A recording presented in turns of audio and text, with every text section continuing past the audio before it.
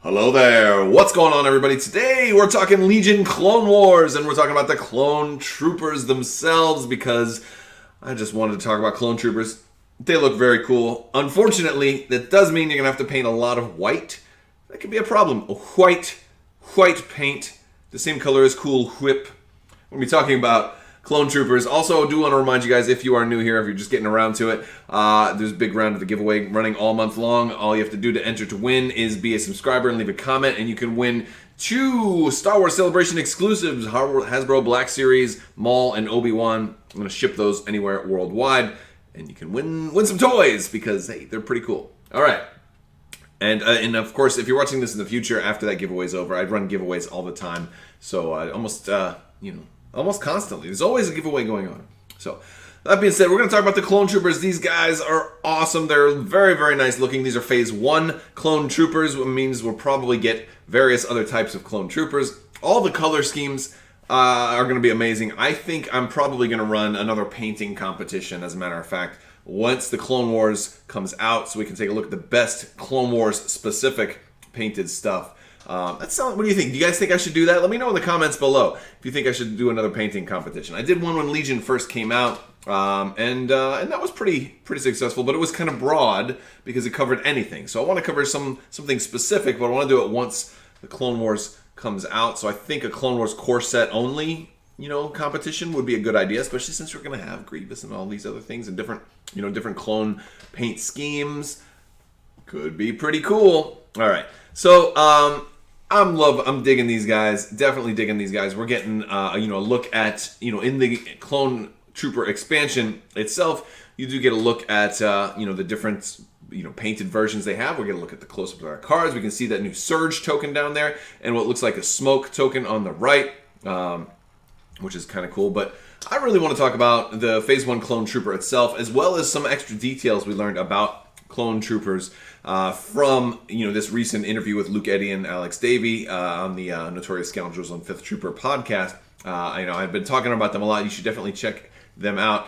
But dude, clone troopers, probably the best core unit we've ever seen, right? I mean, also most expensive. So best is always a relative term because that's like a game like this is always shifting.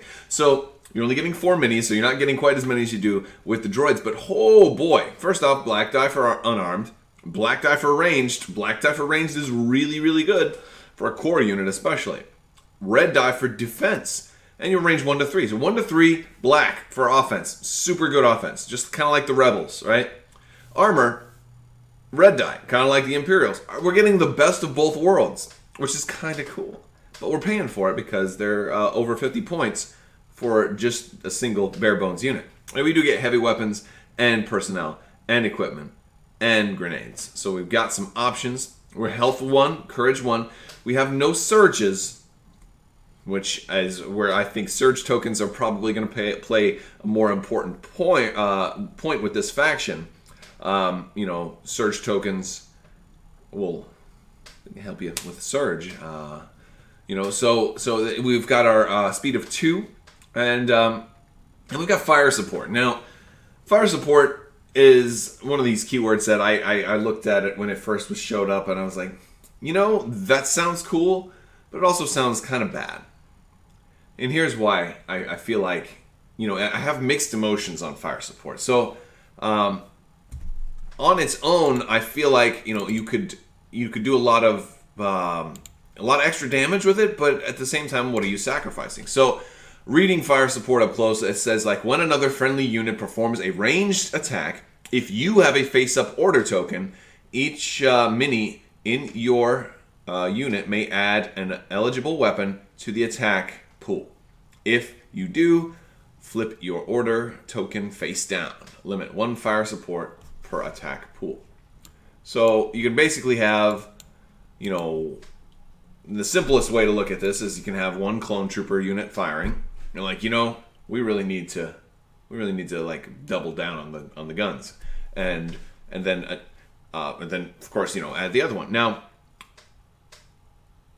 I'm not sure if you have to say you're doing this before you roll dice or if you can do it after you roll dice, because as far as the timing, different all the different games I play are currently merging together. So let me know if you're what you think, or if it's already been pointed out somewhere and I'm just having a complete fart right now. But yeah, I mean, because I think if you could roll your dice first, then that would make it a little bit more attractive. If not, then it makes it less attractive. If I only need one more damage, well, let me then exhaust somebody else. Then I see a little more value in it. But the reason why I sometimes see less value in something like this is because you're sacrificing that whole other unit's activation for just one attack. And that can be problematic, because maybe I would want to use that unit to do something more. Because granted, I'm not giving you an extra suppression. I'm forfeiting the opportunity to be able to have another suppression. I'm forfeiting the opportunity to have 2 actions. I'm forfeiting the opportunity to do a lot of those things. But on the plus side, let's say this unit has a ton of suppression. Let's say this unit has 4 or 5 suppression, and is at very high risk of panicking. And I want to skip their rally step completely, so I just I have them do the fire support. So maybe that's one kind of. I imagine that's probably a kind of a niche way to do it. I don't really think that's going to be too common, because these guys would probably be dead by the time they had that much support. But with the red defense die, maybe they would. So there's definitely some possibilities there. But I think this could be something that when you really absolutely positively have to kill somebody, I'm going for their commander, before they can activate him. I'm trying to kill Darth Vader before he can move in and just wipe all my guys out. And I think he's going to play, he's got that 1 pip card that, not the 1 pip, but the 3 pip, that when Darth Vader activates, boom, everybody gets suppression and stuff. So I really need to kill Darth Vader before he gets here. So I have 2 troopers combine their dice, basically. That's cool. But the other thing is, I'm not adding any surge. Now, in this case, it's probably not such a big deal. Unless, of course, you have surge on the weapons, and then you can add the eligible weapon. So that's that, and that's one of the interesting things. So let's looking at some of the weapons that we have. I feel like this might be a little bit better with our DC 16, I think that is. Basically, you're getting the best of both worlds for their heavy weapons as well, or DC 15. We're getting a couple things. So first off, we get the Phase 1 Clone Trooper add-on, 13 points to add an extra mini. We're also getting a Z6, which looks like it's the same as the regular Z6. We don't know if it's 4 or 5 or 6 dice. It looks like it's probably at least 5. It might be 6. So I'm guessing since it's a Z6 or Z6 if you're watching from outside of the United States and anywhere else on the entire planet. I don't want to start saying Z though, so know that I'm thinking about you guys, but I still have to be me and stay true to the Z. So Z6 Phase 1 Trooper, that's awesome. But DC 15, also very cool. Now, doesn't look like we're getting impact here, but we're getting critical 1, which could be better. Potentially. 1 to 4 looks like 2 red. Maybe it's 3 red. If it's 3 red, I think that'd be crazy, but it's probably just 2 red. Because we can't really. I think if it were 3 red, we would start to see the edge of the 3rd diamond. So, but basically, in keeping with best of both worlds, we're getting the best Rebel version and the best Imperial version of heavy weapons. Comparing Rebel troopers and Stormtroopers. Getting that 1 to 4 2 red dice, or 1 to 3 6 white dice. Just very, very cool. But the DC 15 has critical 1, so you're going to be able to convert 1 surge to a crit. So that suddenly is nice, because now if you add that to the attack pool, now with the with your fire support, now you can actually modify a surge, especially if a unit didn't have that already. Now you're adding that weapon, since that weapon is in the attack pool. You're adding a weapon. So imagine if that weapon has a keyword, you should be able to use it. So, and also a smoke grenade, which kind of cool. I don't know exactly what the smoke grenade is going to do, but I imagine you're going to be placing a token, probably provide some kind of cover or something like that. So these guys look great, right? But there's more we have to talk about. There's more we have to talk about with the clones, because they look like they're a pretty good, solid overall trooper. I feel like there's a lot less speculation on what we've seen already, because we already know how good Z6s are. And we already know how good 2 red dice at range 1 to 4 is. We're already very familiar with how good red dice is for defense and how good black dice is for attack, even without the surges for either one, because it's like they're taking the best part of the Imperial Stormtrooper and the best part of the Rebel Trooper and merging them into one. So, the next thing is we got cops outside, I guess. The big thing is that clones as a subtype have a special ability in that they can share green tokens. And that's kind of a big deal. And we learned this from this interview with Alex Davey, kind of talked about, or maybe it was Luke Eddy, but the interview with Alex Davey and Luke Eddy, they talked about clones being able to share green tokens. And this leads me to some really interesting ideas for list building. Because they can share any green token, and that includes standby. So that's really interesting for me, because does that allow you, because normally to do standby, you can't have shot during your attack or during your turn. So let's say, me and my clone brother Jim over here are gonna go into battle. I can shoot, or maybe aim and shoot. I don't need to spend my aim, but then Jim over here, aims and does a standby, and then somebody else comes into range. I use his standby, I shoot again, and I also spend his aim and my aim, reroll the Z6 dice and everything. Like Z6 now, with the potential to use multiple aims, could be potentially really big.